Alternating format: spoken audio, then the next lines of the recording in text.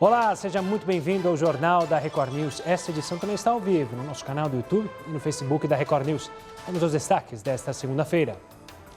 Descoberta sobre a Covid-19. Cientistas de Hong Kong anunciam a confirmação do que pode ser o primeiro caso de reinfecção por coronavírus no mundo. Caso Anderson do Carmo. Para a polícia, a deputada Flor de Lis planejou, com a ajuda dos filhos, a morte do marido. Ela foi denunciada pelo Ministério Público. A operação da polícia no Rio e no Distrito Federal prendeu vários suspeitos de participação no crime. Trabalho durante a pandemia. O governo federal prorroga por mais 2 meses programa que permite suspensão de contratos ou redução de salários e jornadas de funcionários. Caso Miguel, família de menino que morreu após cair de prédio, pede indenização de quase 1 milhão a Sari Gaspar Corte Real, primeira-dama de Tamandaré.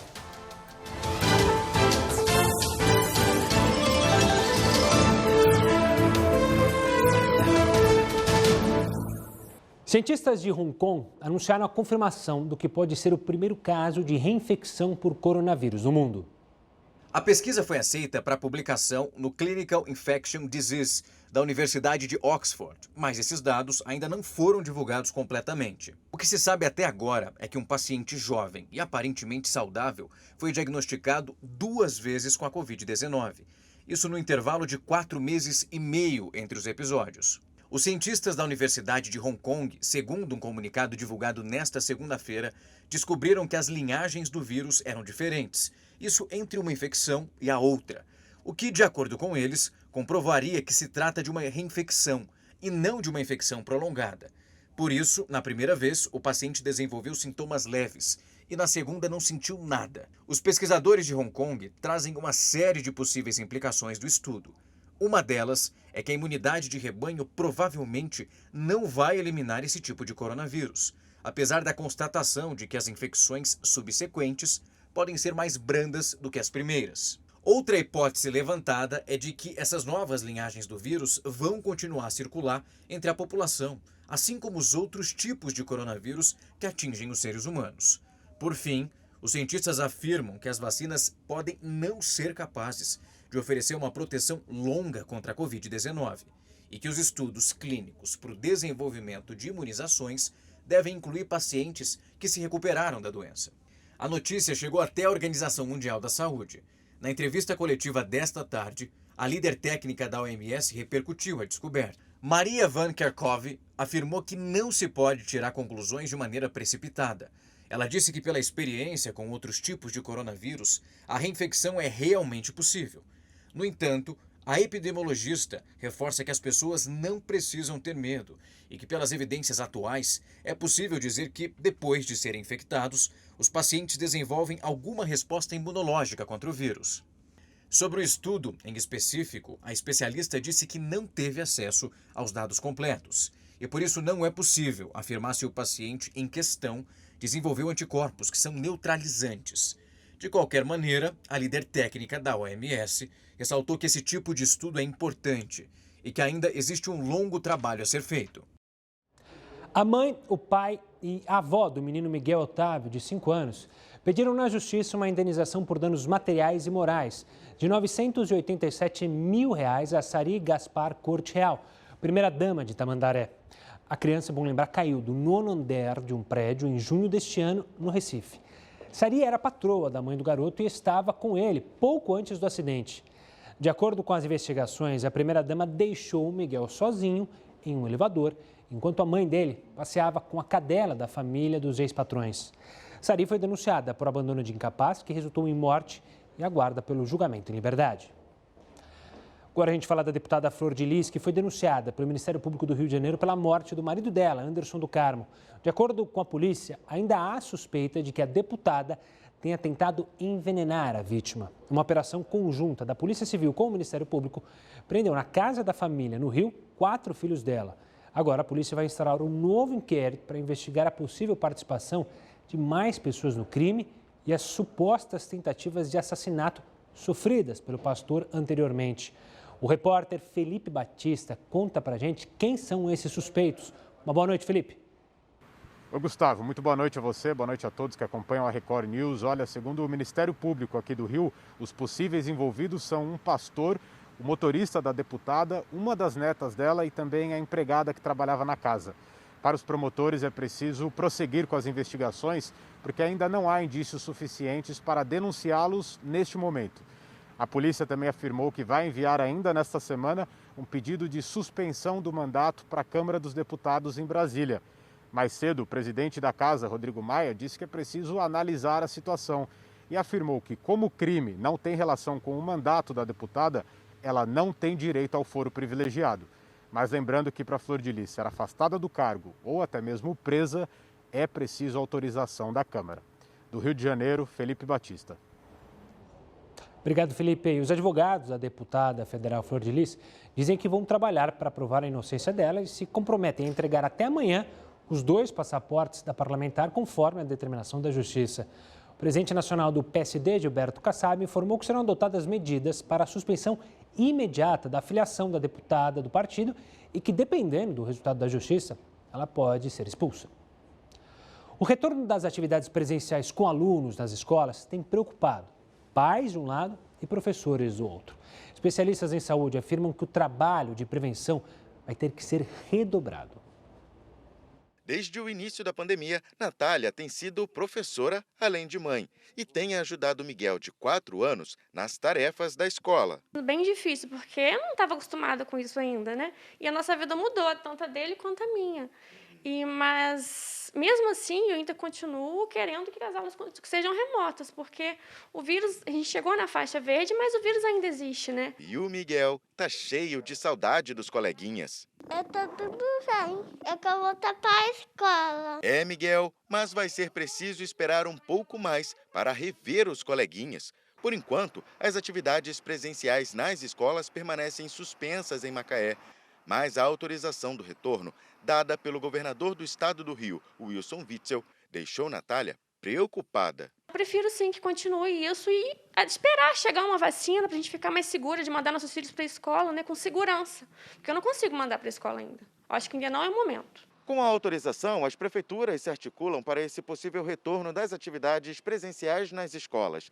Macaé e Rio das Ostras sinalizaram que ainda não tem uma data prevista para essa volta às aulas, mas elaboram o plano de retomada. O documento vai ser baseado na taxa de transmissão do novo coronavírus e no índice de ocupação dos leitos de UTI. As prefeituras das 2 cidades esclarecem que só haverá o retorno das aulas quando o quadro sanitário for favorável e as escolas estiverem preparadas para receber alunos, professores e demais profissionais de forma segura. Segundo este infectologista, as medidas de prevenção nas escolas vão além do uso do álcool em gel e verificação da temperatura. É preciso analisar o trabalho nas unidades de forma individual. Porque não tem como você adotar medidas de afastamento para uma creche, é muito difícil. Entretanto, você consegue fazer isso melhor para uma faculdade. Então, tudo isso tem que levar em conta a diferenças de escolas. Além disso, adotar medidas de higiene, como lavagem das mãos quando chegar na escola, o horário do álcool, que é uma coisa muito interessante, né? Seja quando chega da escola ou quando sai da escola. Não podemos esquecer também de uma atividade muito importante, que é o Tracing Contacts, que é na medida em que a gente tem um paciente suspeito, nós temos que fazer o rastreamento das pessoas que tiveram contato com essa pessoa. Diante do despreparo das escolas e o medo do contágio, a Natália já decidiu. O conteúdo, eles vão recuperar, eles conseguem recuperar esse ano letivo, mas a saúde, a vida, infelizmente, não tem jeito, né? E a convenção do Partido Republicano começou hoje e já fez a nomeação oficial de Donald Trump como candidato à reeleição. A correspondente Evelyn Bastos tem mais informações. Uma boa noite, Evelyn. Oi, Gustavo. Muito boa noite para você, boa noite a todos que nos assistem. Olha, o presidente Donald Trump não era nem esperado para esse primeiro dia de evento, mas chegou de surpresa e acabou fazendo o discurso de abertura da convenção, que acontece na Carolina do Norte, com um número reduzido de pessoas por causa da pandemia. Trump atacou seus oponentes do Partido Democrata, dizendo que eles estão usando a Covid-19 para roubar as eleições ao incentivar a votação por correio. Para o presidente, isso pode resultar em fraude. Mesmo assim, ele disse estar confiante. Também hoje, Mike Pence foi oficializado vice de Trump. O presidente já retornou para a capital Washington, mas disse que pretende comparecer à convenção todos os dias. Eu volto com você, Gustavo. Obrigado, Evelyn. E olha, pesquisadores da University College of London, comandados pela brasileira Lídia Galdino, estabeleceram um novo recorde mundial de internet mais rápida. O Heródoto Barbeiro vai explicar para a gente como é que funciona, que história é essa de internet mais rápida. Diga lá, professor, olá. Olá, Gustavo. Olha, primeiro eu queria lembrar que é uma brasileira que está liderando essa pesquisa. Geralmente a gente não fala de cientistas e tal, e está aí, portanto, uma coisa importante para o nosso país e para a nossa ciência de uma maneira geral. Outra coisa importante, Gustavo, é o seguinte, é que a gente está brigando ainda no nosso país pela internet do 5G, né, pela chamada internet 5G, que ainda não tem. Vai ter um leilão o ano que vem. Em alguns lugares do país está no 4G, tem lugar que está em 3G, tem lugar que está em 2, então devagarinho que está. Agora, para ter uma ideia dessa nova internet, que já está pronta, ela poderá ser utilizada já, se for o caso, né, desse trabalho da brasileira, vamos comparar. Com essa internet mais rápida, você é capaz de baixar todo o conteúdo do Netflix em 1 segundo. Será que eu escrevi errado, hein? Não, eu escrevi certo. Olha lá. Em 1 segundo, eu baixo todas as séries que o Netflix tem. Pra você ter uma ideia da velocidade que significa isso. Olha as mudanças que isso vai provocar na comunicação no mundo de uma maneira geral. Esse é o primeiro ponto. Outro ponto importante também dessa internet mais rápida é o seguinte, ela é 2 vezes mais rápida do que qualquer outro sistema existente no mundo. E é muito mais rápida, portanto, com a G3, o G4, o G5, por aí afora. E com isso, então, muito mais rápido as comunicações vão se desenvolver pelo mundo e vai ficar cada vez mais fácil você, com qualquer equipamento, estar na internet e, consequentemente, fazendo uma coligação mundial. Outra coisa importante dessa internet para a gente se preparar. Veja lá, nova velocidade da internet é muitas vezes maior. Eu coloquei ali do lado esquerdo, até pedi para a Mari colocar, um carrinho, tá vendo? Um carrinho de Fórmula 1.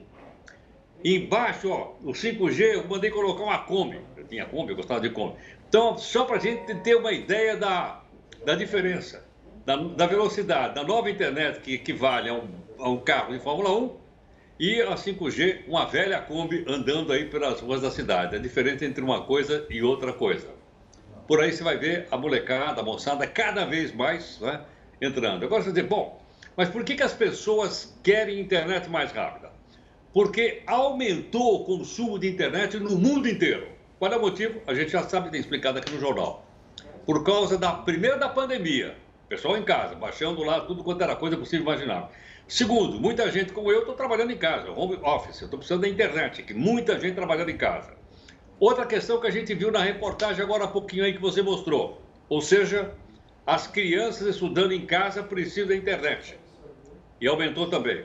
E mais, a utilização do celular 24 horas, em qualquer lugar que você vai, você vê o pessoal entrando na internet, consequentemente, o consumo aumentou muito no mundo e para isso, então, vem aí essa velocidade mais rápida. Vamos aguardar para ver, eu acho que vai demorar um pouco aqui no Brasil, porque se a gente não chegou ainda no 5G, né, que é aquela combizinha velhinha andando, você imagina nesse Fórmula 1 aí, vai demorar um pouco, viu, Gustavo?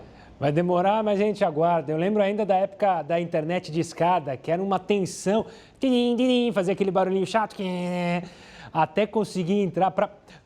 Agora você entregou sua idade, Ah, não tem problema, eu entrego minha idade, 33, vou fazer 34.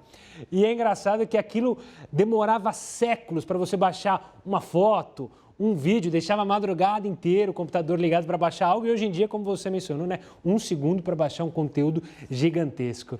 O Heródoto volta aqui conosco ainda nessa edição para trazer outras informações. Você lembra da internet de escada, quando você usava lá e demorava? Bom, a gente vai falar ainda também do frio, que vai continuar aqui em São Paulo. A capital vai registrar novos recordes de temperatura amanhã. A onda de frio intenso começou na semana passada. Mais informações sobre esse assunto no próximo bloco. Continue conosco.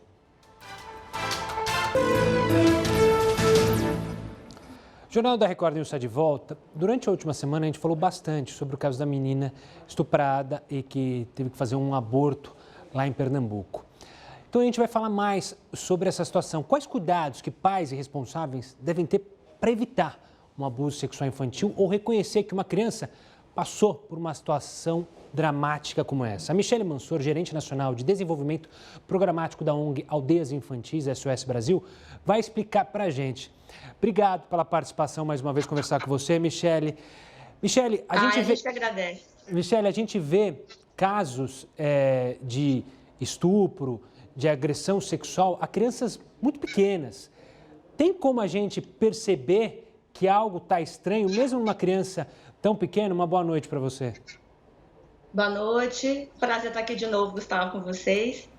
E sim, os sinais de abuso sexual, eles são sinais perceptíveis, mesmo em crianças muito pequenas, né? A mudança de comportamento, que sempre está atrelada a essa situação, ela é algo muito evidente e que chama a atenção das pessoas que estão perto da criança, né? Então, existe uma série de sinais que demonstram que alguma coisa está errada. A criança ela não sabe falar, às vezes, para a gente o que está acontecendo, mas ela mostra através do comportamento, mas principalmente através de mudanças bruscas de comportamento, de regressões de comportamento, de sonhos, né, de pesadelo, de voltar a ter comportamentos que ela não tinha antes, até comportamentos que a gente chama de hipersexualizados, né? Comportamentos que mostram que alguma coisa nessa área não está muito bem. Então, a gente diz que é importante você perceber no seu filho, na criança que está perto de você, quando é que os sinais mudam, né? Quando o comportamento dela muda e criar um clima onde você possa conversar com ela sobre o assunto. Michele, você falou essa questão da hipersexualização. Quando se fala em sexualização ou conhecimento da sexualidade das crianças, é um tema que gera, claro, muita polêmica. Mas como que os pais podem justamente preparar os filhos com a idade adequada, claro, mas dar uma preparação para ele justamente se preparar para uma situação, caso ele se depare, como a gente ensina aos filhos ao passear num shopping, olha, esconde a carteira, guarda a carteira. Tem alguma maneira simples da gente deixar os nossos filhos atentos a qualquer tipo de agressão como essa?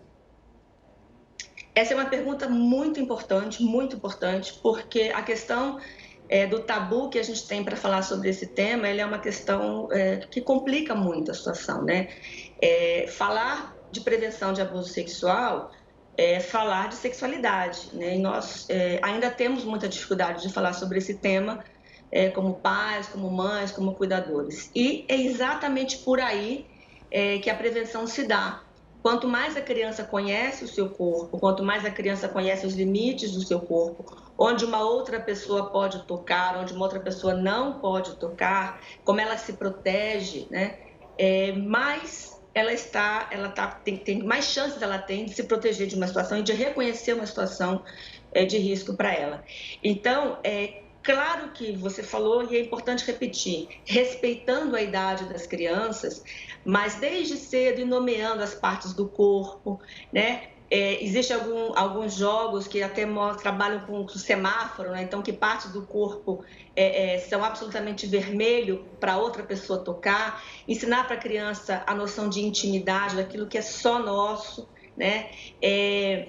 Trabalhar com a criança a noção de que afeto não é algo que se troca, né? Então me dá um beijo que eu te dou uma bala, me dá um beijo que eu te dou um presente. Então essas noções de proteção que a criança vai adquirindo. E, acima de tudo, criar uma relação com o seu filho onde você possa conversar com ele sobre esse assunto. Isso é fundamental.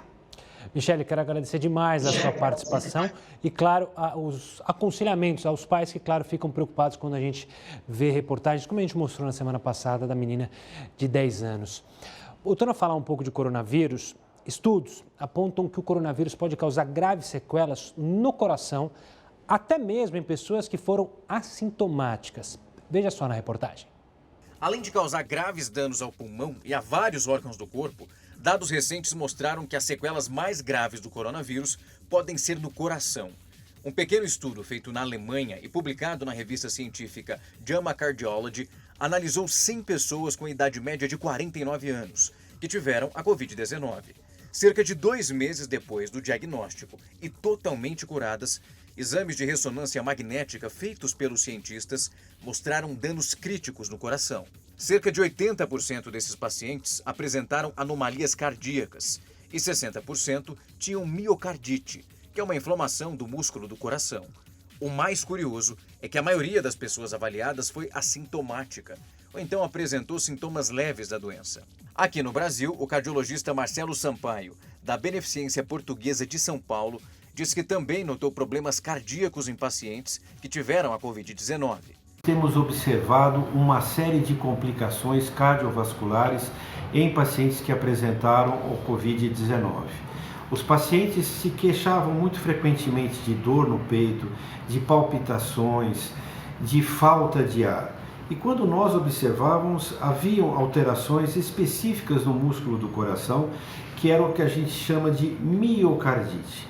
A miocardite é uma inflamação específica do músculo do coração, gerando sintomas de fraqueza desse músculo, em alguns casos até de insuficiência cardíaca. Um outro estudo publicado na mesma revista apresentou um número preocupante.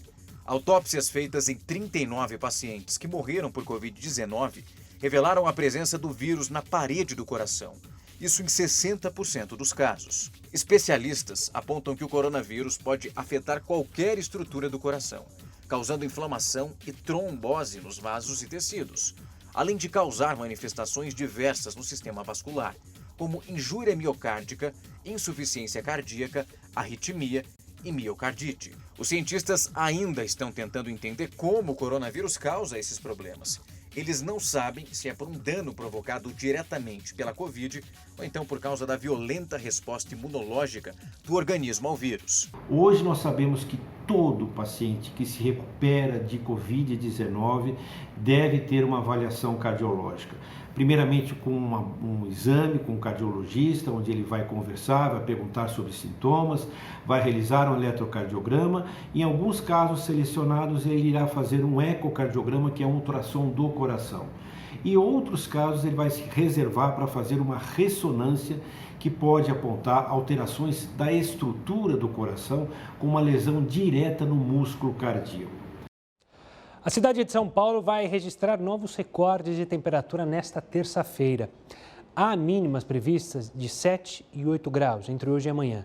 Todo esse frio é resultado de uma massa de ar de origem polar que atingiu o país e que atinge o país desde a semana passada. Inclusive, no último sábado, os termômetros registraram a menor temperatura do ano aqui em São Paulo, 8 graus. Uma pesquisa divulgada na Bélgica traz dados surpreendentes sobre as crianças. O estudo mostra como o lugar onde elas vivem pode influenciar no aprendizado delas. Dificilmente os pais conseguem segurar os filhos dentro de casa, ainda mais quando são crianças. Cavalo de pau! A não ser que o celular esteja ali por perto. É ou não é? Mas o que elas gostam mesmo é de liberdade para poder brincar. E se essa liberdade for associada a um bom espaço no quintal com área verde, você pode estar ajudando essa criança a ser ainda mais inteligente. Um estudo feito na Bélgica mostra que as crianças que crescem em áreas urbanas com bastante verde têm maior inteligência e demonstram um comportamento bem mais tranquilo. Essa análise foi feita com 600 crianças e adolescentes com idade entre 10 e 15 anos. O estudo revelou que as crianças que vivem em áreas verdes tiveram um aumento na pontuação do QI numa média de 2,6 pontos. O impacto desse tipo de experiência foi visto tanto em áreas ricas quanto nas mais pobres. Diversas pesquisas mostram que os espaços verdes melhoram o desenvolvimento cognitivo das crianças. Mas essa é a primeira pesquisa que revela como essa experiência pode influenciar no QI. A causa ainda é incerta, mas pode ter uma relação com níveis mais baixos de estresse, contato social e também a diversão. Menos ruídos e mais oportunidades para realizar as atividades físicas também pode explicar. A pontuação média do QI foi de 105, mas os cientistas descobriram que 4% das crianças que apresentaram pontuação abaixo de 80 cresceram em áreas com menos lugares verdes. Os cientistas belgas entenderam ainda uma redução dos problemas comportamentais, como falta de atenção e agressividade. A tempestade tropical Laura, que pode se tornar um furacão amanhã, passou nesta segunda-feira pela região central de Cuba e avança rumo aos Estados Unidos. Depois de causar pelo menos 13 mortes no Haiti e na República Dominicana, Laura provocou chuvas e invasão do mar no território cubano, sem grandes danos relatados. Por enquanto, a previsão é de que ela ganhe mais força assim que entrar no Golfo do México. Vamos falar mais um pouco com o Heródoto Barbeiro. O fim de semana foi marcado por grandes protestos lá na Bielorrússia, ou Belarus, como queiram, contra os resultados da eleição presidencial que manteve Alexander Lukashenko no poder. Opositores e líderes grevistas foram presos. O Heródoto Barbeiro vai explicar como o país chegou a essa situação. Diga lá, professor. Olha, Gustavo, aliás, o país tem dois nomes. O nome antigo era Bielorrússia. O nome atual é Belarus. Bela, na língua russa, significa branco. Então era chamada de Rússia branca, mas não por questões de ordem étnica. Porque tem muita neve, porque o povo se veste branco. Esse protesto que nós estamos mostrando aí mostra também a bandeira da Belarus, que é uma bandeira branca e vermelha. Na verdade, o Belarus era um satélite antigo da União Soviética. A União Soviética caiu, mas a ditadura aí não caiu, ela se manteve. Para ter uma ideia, o Lukashenko, que você acabou de citar agora, é um ditador que está no poder desde 1994. E a última eleição que ele ganhou com 80%, é uma coisa inacreditável. Olha ele aí, ó. Ele ganhou com 80% da votação. A oposição ficou com 2%. E ele está dizendo que a oposição não pode continuar e por aí afora. O que chama atenção também é que esse pequeno país que fica ali coladinho na Rússia, por isso tem o nome de Rússia Branca, ou Belarus, como eu falei agora há pouquinho, ele está colado na Rússia, obviamente está debaixo, então, também da proteção, entre aspas, do Putin, né, que é outro autoritário lá na Rússia, e é um pequeno país, para você ter uma ideia, não tem saída para o mar. Um pequeno país que tem 10 milhões de pessoas, ou 10 milhões de pessoas que tem Portugal, o que é menos pessoas do que tem na própria cidade de São Paulo. Muitos soldados tiraram o decisivo e devolveram dizendo que eles não vão atacar. Isso aí é um ditador. Aliás, está acontecendo uma coisa curiosa no mundo. Agora os ditadores fazem eleição. Fraude eleição e dizem, não, peraí, teve eleição. Então precisa tomar cuidado, porque o simples fato de ter eleição no país não quer dizer que ele seja uma democracia. Há um novo tipo de ditador no mundo, como é o exemplo aí do Lukashenko, que é um ditador com eleição. O caso da Venezuela é outro caso, né? O Chávez é a mesma coisa. Marcou a eleição legislativa e parece que nem a oposição vai aparecer. A União Europeia não reconhece o governo, outros países não reconhecem, mas, inclusive, ele está usando uma coisa muito interessante. Ele está criando um atrito com os vizinhos, dizendo que pode haver uma guerra para tentar juntar... Olha ele de metralhadora na mão aí, tá vendo?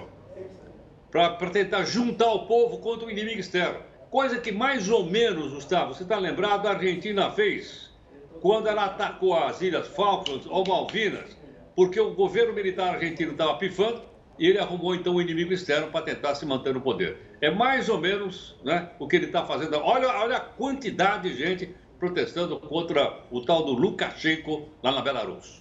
Pois é, e lá no caso da Argentina acabou com a morte de centenas de argentinos numa guerra que era Golias contra Davi e que, infelizmente, diversos soldados argentinos morreram. Heródoto volta conosco daqui a pouco ainda com outras informações sobre o Brasil e mundo. Vamos voltar a falar da pandemia, porque a pandemia tem feito muita gente procurar por animais de estimação para ter uma companhia. O problema é que, com a demanda em alta, os preços dos bichos aumentaram e gangues especializadas em roubos de cães começaram a agir no Reino Unido.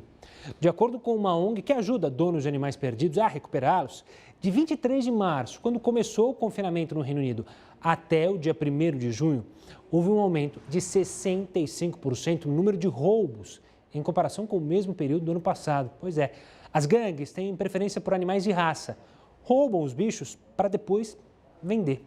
A polícia tem pedido aos moradores que redobrem a atenção e que não deixem os bichinhos sozinhos nos jardins. E vale o aviso também para você, morador aqui do Brasil. Esse estudo é lá do Reino Unido, mas para você também a gente já mostrou casos aqui na Record News de pessoas que tiveram os bichinhos levados por criminosos.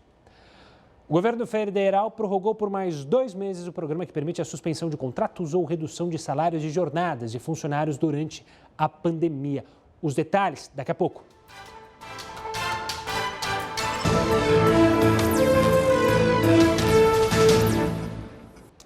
O governo de São Paulo suspendeu nesta segunda-feira a cobrança de tarifa para a abertura de novas empresas. A medida da Junta Comercial vale por 60 dias e tem como objetivo estimular o empreendedorismo para reduzir os impactos do coronavírus na economia. Investir em previdência privada é uma das opções para ter mais tranquilidade lá na frente. Mas a queda dos juros impactou bastante o rendimento dessa operação de complemento de renda. O Heródoto Barbeiro vai explicar para a gente com mais dicas sobre economia e investimento. Diga lá, professor. Olha, Gustavo, a gente tem mostrado aqui, e tem sido uma boa notícia, quando a Selic caiu para 2% ao ano, está valendo 2% ao ano. Todo mundo comemorou, porque com isso a taxa de juros fica mais barato, é mais fácil você pegar empréstimo, tudo bem. Mas na economia é impressionante. Quando você mexe num lugar, acaba no outro. Eu vou dar um exemplo agora aqui, para o pessoal que tem então a chamada previdência privada. Olha, o primeiro exemplo é o seguinte. Vamos supor que uma pessoa quisesse se aposentar, isso não é privado, hein? Não tem nada a ver com o INSS. Se aposentar com 10 mil reais por mês, é uma bela aposentadoria, para ganhar dos 65 aos 90 anos de idade. A pergunta é, quanto é que eu tenho que economizar para poder chegar nesse ponto? Então vamos virar a página que eu vou explicar. Quando a Selic estava 14% no governo Dilma, você pagava, vou arredondar, R$600 por mês durante 35 anos. Então você tinha que pagar R$600 por mês durante 35 anos, aí você chegava aos 65, se aposenta com 10 mil reais por mês até os 90 anos de idade. É uma bela aposentadoria e o custo, como você está vendo, é barato. R$600 por mês, 598. Agora, vamos olhar o que está acontecendo agora. Hoje, acabei de falar, a Selic está em 2% ao ano, não 14, 2%. E o que aconteceu? O que aconteceu é o seguinte, para eu poder me aposentar do mesmo jeito, ou seja, receber 10 mil reais depois de 35 anos, eu tenho que pagar R$1.438. Olha aí, quase triplicou a quantidade de dinheiro que eu tenho que colocar na previdência privada para poder chegar nos 65 anos de idade, me aposentar e receber 10 mil reais até os 90 anos de idade. Olha a mudança por causa da taxa Selic baixinha lá de 2% ao ano, porque ela remunera as aplicações e as aplicações estão muito baixas. Outra questão que a gente precisa tomar agora atenção, ou seja, veja lá, vamos supor que você fala assim, mas eu não tenho essa grana para pagar, não vou pagar o que eu estava pagando antes. Quanto era? R$600, 698.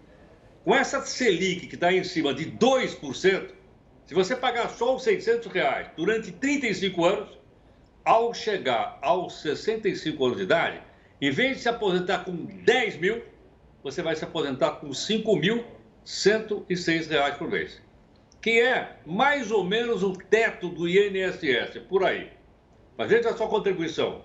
Seriam R$600 durante 35 anos, remunerado a essa taxa Selic de 2% ao ano. Então você veja o seguinte, quando a Selic estava alta, eu pagava menos. Agora que a Selic está baixa, eu sou obrigado a pagar mais. Então é bom que as pessoas que pretendem fazer essa aposentadoria privada, que é acima daquilo que paga o INSS, é uma outra conta das pessoas fazerem exatamente essa conta, porque muda a Selic, como você viu, eu sou obrigado a pagar mais se eu quiser manter o mesmo nível de aposentadoria lá no final do ano. Se não, quando eu chegar aos 65, o que acontece? Vai cair muito aquilo que eu depositei lá. Então essa é a nossa dica hoje, Gustavo. Fica de olho aí no número. Boa, Heródoto. Amanhã a gente se fala aqui dentro do Jornal da Record News. Uma ótima noite e até amanhã. Até amanhã. Vamos falar do presidente Jair Bolsonaro. O presidente decidiu prorrogar por mais 2 meses o programa que permite empresas reduzirem a jornada e o salário dos funcionários durante a pandemia. Um decreto anterior de julho estendiu o programa de 90 para 120 dias. Agora esse prazo vai ser de 180 dias. O programa foi anunciado em abril como medida para evitar um aumento ainda maior do desemprego. E na tarde desta segunda-feira, o ex-jogador Ronaldinho Gaúcho e o irmão Roberto de Assis foram libertados da prisão domiciliar lá no Paraguai e agora podem retornar ao Brasil. Os dois, é bom lembrar, estavam detidos preventivamente há mais de 5 meses, após entrarem no país com documentos paraguaios adulterados. A justiça decidiu que, por conta disso, Ronaldinho deve pagar mais de R$500 mil de multa e o irmão dele mais de R$600 mil. O valor de R$ 1.100.000 será descontado dos mais de $1.600.000 depositados como fiança em abril para a concessão da prisão domiciliar. E a FDA, a agência americana que regula medicamentos, a Anvisa de lá, aprovou o uso emergencial de plasma de pacientes recuperados no tratamento de pessoas hospitalizadas com a Covid-19. No Brasil, hospitais públicos e privados já realizam testes com plasma. Você vai entender mais sobre esse tipo de tratamento no próximo bloco.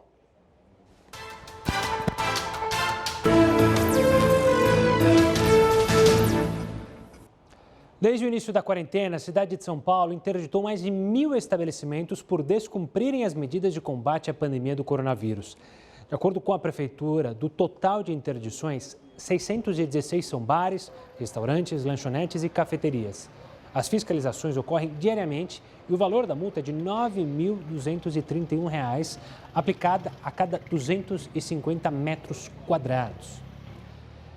A FDA, a agência americana que regula medicamentos, aprovou o uso emergencial de plasma de pacientes recuperados no tratamento de pessoas hospitalizadas com a Covid-19. No Brasil, hospitais públicos e privados já realizam testes com o plasma. Para falar sobre a eficácia desse tratamento, está aqui com a gente Luiz Vicente Riso, diretor superintendente de pesquisa do Hospital Israelita Albert Einstein. Doutor, obrigado pela participação aqui conosco. Como que tem sido... quais são os resultados que vocês têm observado justamente com esse tratamento do plasma? E antes de mais nada, uma boa noite. Boa noite, muito obrigado pelo convite. Em primeiro lugar, eu acho que é importante as pessoas entenderem que o plasma está sendo usado porque ainda não temos nada melhor do que isso, né? Ele funciona razoavelmente bem. A primeira fase do nosso estudo, junto com o Hospital Sírio-Libanês, então Einstein e o Sírio juntos nessa empreitada, mostrou que a utilização é muito segura. Fizemos 60 pacientes e não houve nenhum efeito adverso que pudesse ser notado. Inclusive, esses trabalhos já estão publicados, né?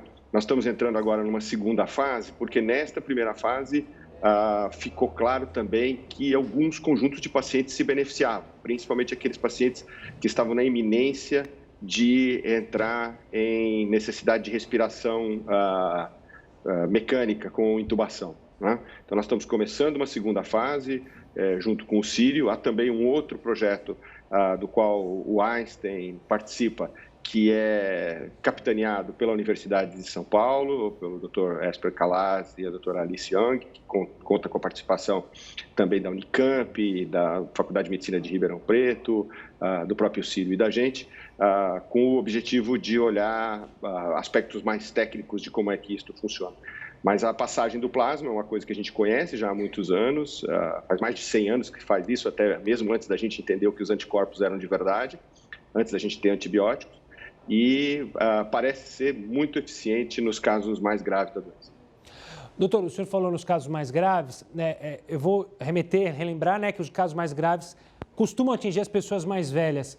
As pessoas mais velhas estão participando desses testes, é um bom sinal para elas, é um tratamento que pode trazer benefício justamente para esse grupo de pacientes que tende a ter o caso mais grave da Covid-19?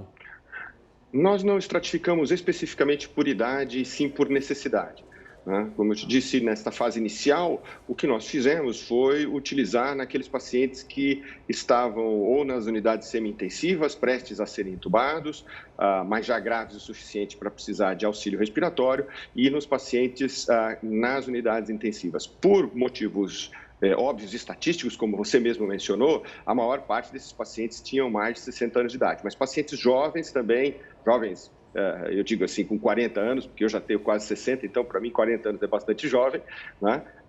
Também fizeram parte do estudo, também se beneficiaram. Esta primeira fase, eu insisto, mostrou simplesmente que é seguro utilizar, mas ela apontou também, assim como apontam os estudos nos quais o FDA se baseou, que há um benefício significativo para as pessoas que tomam o plasma em termos de proteção contra agravamento da doença e até a morte. E, doutor, para tirar mais uma dúvida, mas quantas fases estão programadas para esse estudo, para a gente ter uma eficácia, entender melhor o tratamento como um todo? Então, nós temos essa segunda fase deste primeiro estudo que nós começamos, junto com o Sírio, que agora vamos recrutar mais 60 pacientes, né? E tem o estudo fase 2, que também é um estudo que nós pretendemos seja definitivo, este que está sendo coordenado pela Faculdade de Medicina da Universidade de São Paulo, com a colaboração da Unicamp, da Unesp, da Faculdade de Medicina de Ribeirão Preto, nossa e do Sírio-Libanês também. Doutor Riso, obrigado pela participação aqui conosco. Parabéns pelo trabalho desenvolvido por você e pelos seus colegas. Um forte abraço. Até uma próxima. A gente deixa um pouquinho de lado o coronavírus para falar sobre relação ao seu bolso. É que nessa segunda-feira a Receita abriu as consultas ao quarto lote de restituições de imposto de renda para pessoa física. As consultas podem ser feitas na página da Receita na internet, no aplicativo ou pelo telefone 146. O crédito bancário, anote aí, será realizado no dia 31 de agosto para mais de 4 milhões de contribuintes, o que vai dar em torno de 5 bilhões e 700 mil reais. A gente ainda tem mais uma restituição que deve ser paga no fim de setembro. E o INSS ampliou o prazo de pagamento do auxílio-doença sem perícia para 60 dias durante a pandemia. O limite que o segurado vai ficar recebendo o benefício sem precisar passar por exames, os postos do Instituto, será de 2 meses. Antes, o atestado médico tinha validade de 30 dias. Depois do Ministério Público do Trabalho autorizar atividades remotas para estagiários, não param de surgir oportunidades no mercado profissional. Veja só. De caso, José Vitor estuda e cumpre o estágio para se formar em jornalismo. Ele ainda tem tempo para manter um perfil que comenta notícias esportivas. As experiências enriquecem o conhecimento teórico. O estágio é a primeira oportunidade profissional para o José Vitor, que vive a expectativa de ter a carteira de trabalho assinada.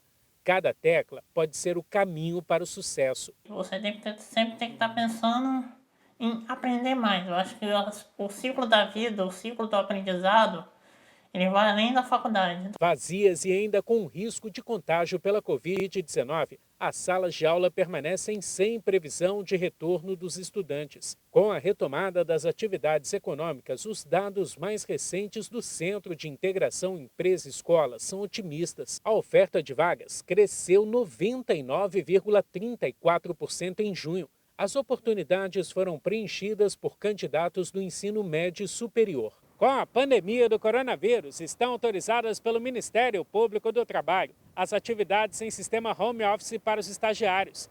As áreas de inovação e tecnologia prometem ser as mais promissoras para os futuros profissionais. As empresas permanecem obrigadas a manter toda a supervisão e orientação técnica à distância, dividindo as atenções com os conteúdos dos livros e cadernos. Vantagens como a Bolsa Auxílio também motivam o ingresso cada vez mais cedo no mercado. Um levantamento do IBGE indica a remuneração média em grandes empresas é de R$ 753,54. Já o tempo médio de permanência é de 15 meses. Dedicação é um dos segredos para ir longe. A disciplina é o ponto-chave, você estabelecer uma rotina, você ter horários para trabalhar, mesmo que a empresa não determine isso, você precisa ter um ritmo de trabalho como se você estivesse trabalhando no escritório, né, ou presencialmente. E o Jornal da Record News fica por aqui. Eu agradeço a sua companhia, mas fique agora muito bem informado ao lado de Rafael Algarte e o Hora News, edição das 10.